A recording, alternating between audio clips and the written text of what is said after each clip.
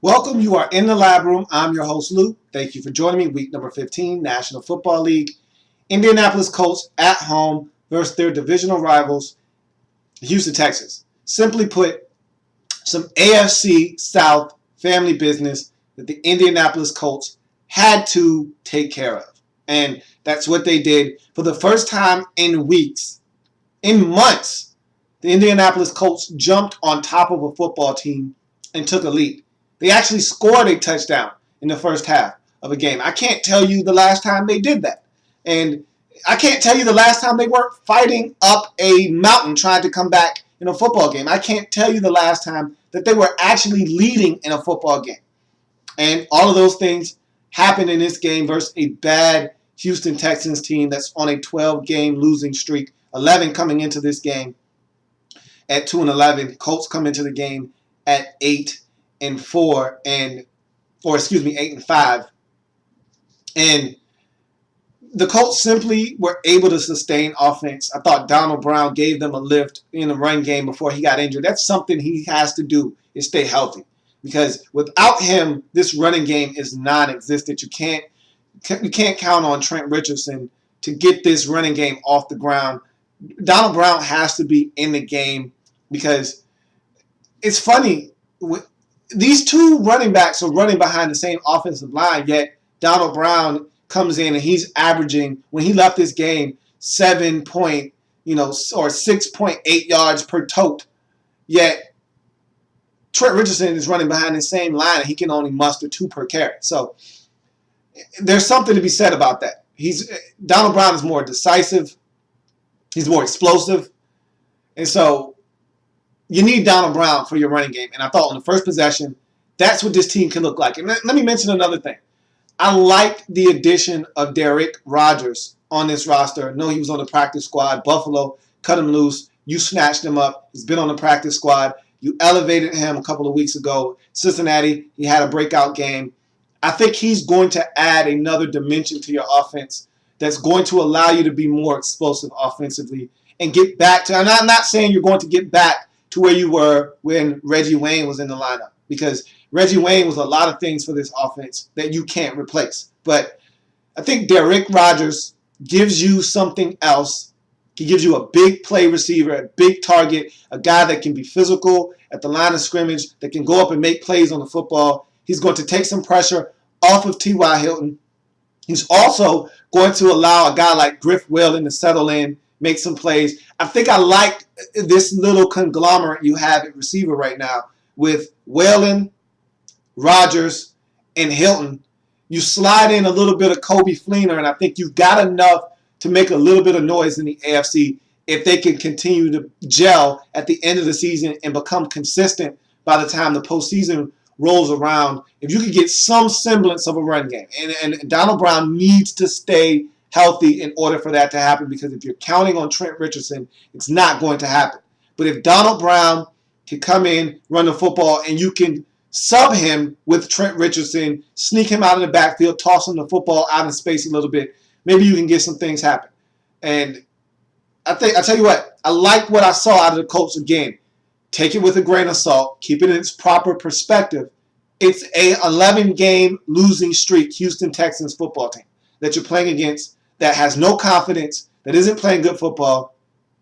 So you're able to look as good as you were against them. But that's what you do to teams like that. You beat them up, you look good in the process, and you gain confidence yourself. I think you did that in this game. Score was, 20-3 at the half. I mean, you really jumped on these guys early on, set the tone, which is what you needed to do. Darius Butler had a huge game, 2 picks of Case Keenum, and you dominated this game. Robert Mathis continues to build on that sack total, another sack, forced fumble, safety in the end zone. This team was dominant from start to finish. You didn't give up a touchdown in this game. No offensive touchdowns for the Texans. They only scored a field goal. You dominate this game start to finish, 25-3.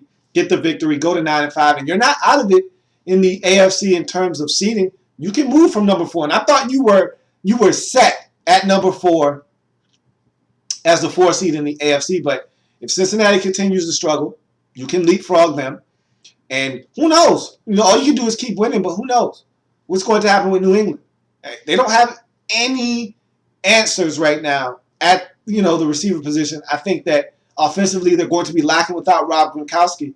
Who knows? They could fall down into your lap. I got to look at the tiebreakers again because, again, I didn't expect you to be able to move from the 4 seed, but stranger things have happened. With 2 games to go, you're only a game back of the Patriots. You're only a game back of Cincinnati, who is actually tied with you, but they own the tiebreaker. So technically speaking, you're a game back behind them as well. You need to finish 1 game better than them to be a higher seed than them. So anything can happen with 2 games remaining. You win out, which I think there's a distinct possibility that you can do that.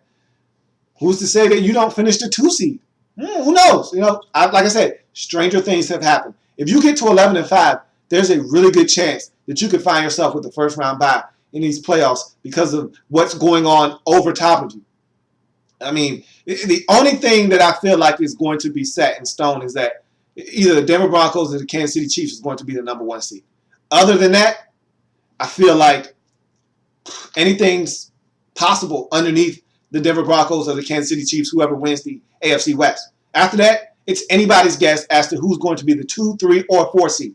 And if you're Indy, throw your name in the hat, see what happens, win the rest of your games, see if you can't get to number 2 and get yourself a first-round bye in a home playoff game that actually means something in divisional round of the postseason. Now, if you don't, and you only get that wild card game at home, you take advantage of that, then you're on the road in divisional round of the playoffs. But tell you what, if you get it done down the stretch, win games. That's all you can do is win games and see what happens at the end. You get to 11-5, maximize your record, and see what happens. Maybe the New England Patriots struggle and finish 10-6. Maybe the Cincinnati Bengals struggle down the stretch, finish the season up at 10-6. Who's to say? Why can't you be the 2 seed? We will see. But I tell you what, if this defense can get back on their horse, I need to see the defense that I saw against San Francisco earlier in the season when you went to San Francisco and you played the role of the bully. I need to see that defense again. I saw that against Houston in this game, but again, that's the Texans. That's not the San Francisco 49ers. Everybody in the postseason is going to be good. And so I need you to ratchet it up defensively, and I need this offense to continue to gel down the stretch. Again, I like what I see out of Derrick Rodgers. I like what I see out of Griff Whalen, and I already know what I'm getting out of T.Y. Hilton. If you can get these guys to play as a group, you sprinkle in a little bit of Kobe Fleener, you get a semblance of a run game, and I need Donald Brown to stay healthy. Why not? Why not the Indianapolis Colts? We'll see. Houston Texans front. I think it's safe to say that Wade Phillips will not be your head coach, and that's a good thing. Wade Phillips should not be anybody's head coach. Defensive coordinator, have no problems with him being that. Head coach, absolutely not. And I don't even think that's in question. I think you'll be looking for a new head coach come the end of the season. But I think even more importantly, I think you found out over the last 3 games or so that Case Keenum is not a starting caliber quarterback in this league. He's not your franchise QB. You need to go into the draft and find a guy. You're going to have the number 1 pick overall in the draft. I think you need to use that as a number 1 quarterback and just move on from there. It seems like your pick of the litter is getting worse and worse, however. As the weeks go by, Teddy Bridgewater is now talking about, evaluating what he wants to do, and he'll let the draft board know in a few days as to where he wants to go with his future, whether he wants to stay at Louisville for his senior year or come out. And that's the worst thing that could happen to you if you're Houston, because you're running out of options. No Mariota. If Bridgewater doesn't come out, no Bridgewater. It seems like it's just slim pickings now. It's just dwindling, week by week, day by day. One of these guys has to come out and give you something to get excited about. We'll see. But, there are some other quarterbacks, but number 1 overall, I'm not sure. We'll see. But that's going to do it for this video. Big win for Indy. You really shut these guys down. You handled your family business the way you were supposed to. This wasn't supposed to be a 2-sided conversation. You were supposed to go in, lay the hammer down, let these guys know where they stand in this division, and then walk out. And that's exactly what you did. You took care of family business the way you were supposed to. And you get the win 25-3. You go to 9-5 on the season. And again, I feel like quietly, no one's talking about you, and for good reason. You haven't been playing good football of late. You've been playing some real uneven football lately. But I think you're starting to figure out some things here and there that are going to put you in a position to strike later on down the line. And I'll tell you what, if you win the last 2 games and you maximize your record at 11-5, you'd be amazed at what you might be able to find at the other end of that tunnel. Because there's some light at the end of that tunnel if you're 11-5. And if you maximize your schedule and your record and get to 11-5, you'd be amazed at what you might be able to accomplish in this conference because of all the helter-skelter nonsense that's going on above you. Cincinnati losing in very bad fashion to Pittsburgh drops them to 9-5. Patriots lose to Miami in a game that I thought they had a good shot at losing. Now they got to go on the road to Baltimore, okay? That's no cakewalk for them. Tell you what, if you just go 11-5, you'd be amazed at what you might find at the other end of that tunnel. So that's going to do it for me here in the lab room. I thank you for joining me. If it happens in the National Football League, whether big or small, we cover it all here in the lab room. Big win for the Colts. They go to 9-5. They've got a lot of work to do, but I tell you what, there could be some real benefits for them to reap at the end of the season if they continue to sow what they've got to do to get to where they want to go at the end of this season. So that's going to do it for me. Wow. A couple more games left in week number 15. Please come back and join me as I continue to break down week number 15 in the National Football League.